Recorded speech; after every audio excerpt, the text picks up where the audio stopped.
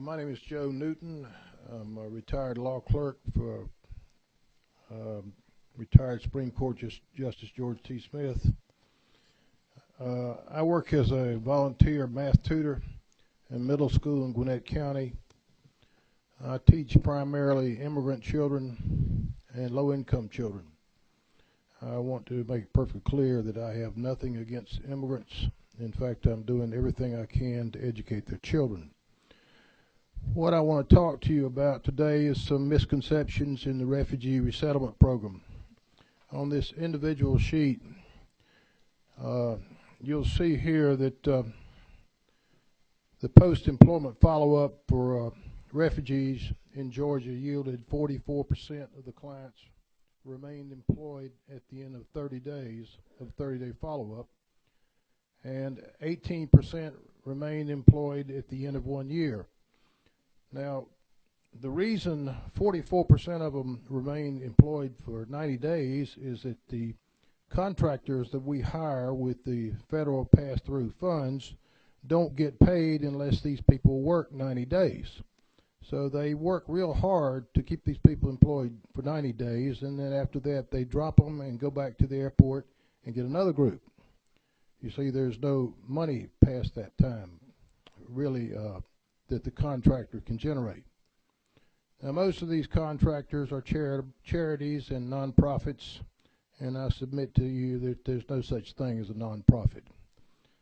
Now, they use the definition of economic self-sufficiency to persuade the governor and legislators that these people are economically self-sufficient.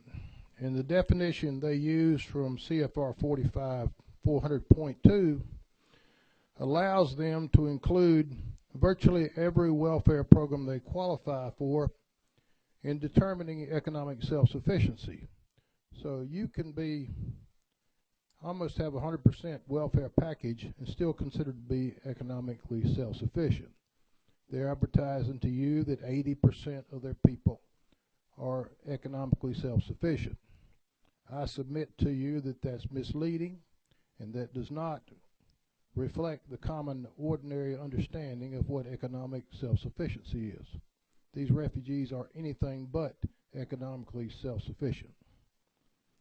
Now, these folks are coming from various countries around the world, and obviously they need help. If the people who run refugee resettlement were sincere about helping refugees, they'd be trying to help these people overseas.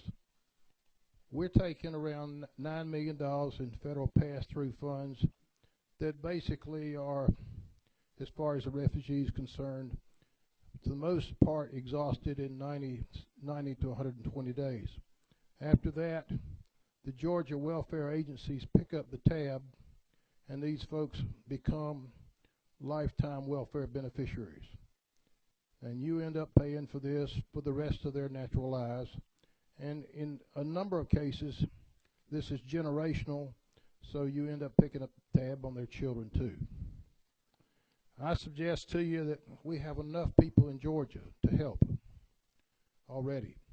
I estimate that the welfare bill for this is over $40 million a year. You have a document in there that shows the welfare cost down the right-hand corner.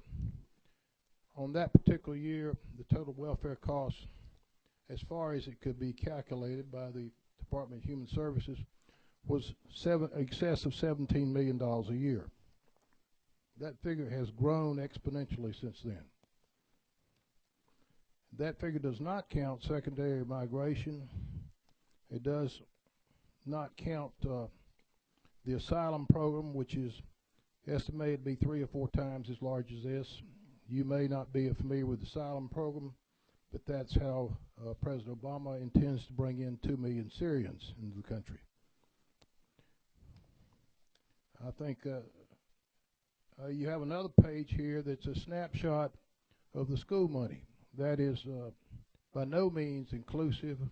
In fact, the program expands so rapidly that the state agencies can't keep up with the data they need to furnish you to determine what this actually costs.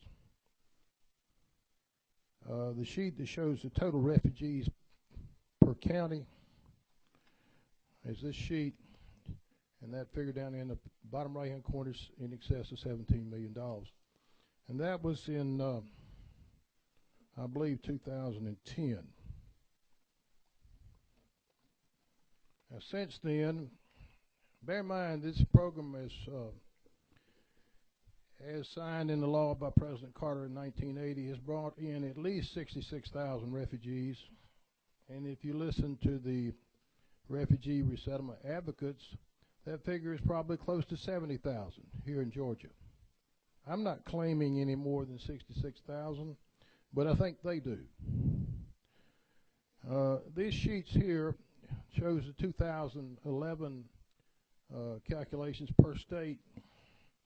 And in Georgia in 2011, 34% of the people they claimed to be working actually worked 90 days.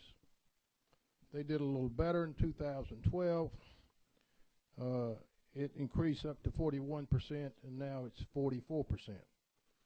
Every state north of Georgia on the East Coast, including South Carolina, has a higher employment rate than we do in Georgia. We can't even help our own people in Georgia. We have been a victim of an employment rate for the last few years that has been in excess of 8% in the metro Atlanta area. It's finally, I think, dropped a little lower than 8%. It's still in doubt as to whether that's going to remain that way or get better or worse. On the second page, you see the list of welfare programs that these people participate in.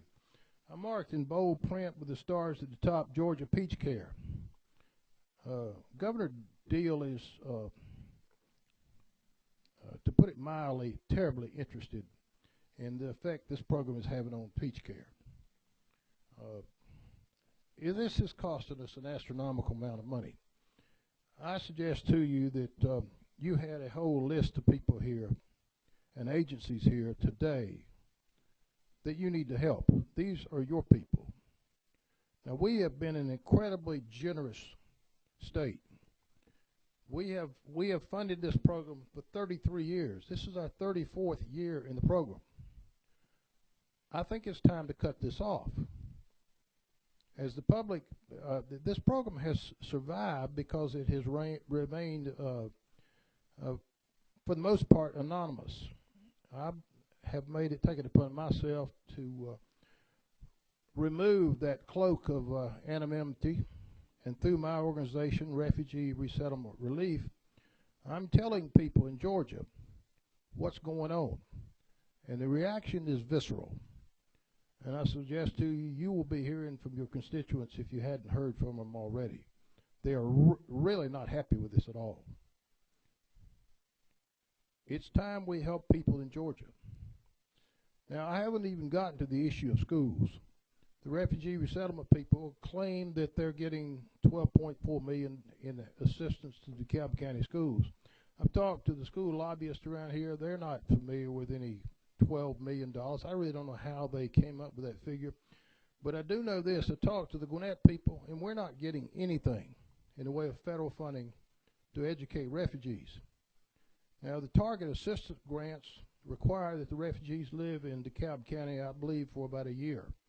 What's really happening is the refugees stay there a few weeks or a few months, and then they move to Gwinnett. And then we have to absorb the cost all the way for the rest of their education and welfare benefits. This is spreading rapidly throughout Georgia. These people have overwhelmed Clarkston, Scottsdale, Avondale states. Prior to the refugee resettlement program, they overwhelmed Dorville, Chamblee. We're flooded with these people in southwest Gwinnett. Peachtree Corner is surrounded on three sides with these people. They're all the way out Roswell Road to the Alpharetta area, and we're just opening a brand new mosque in Marietta. This will come to your community, and I suggest to you, if you don't stop this, it will run you over like a train. Thank you.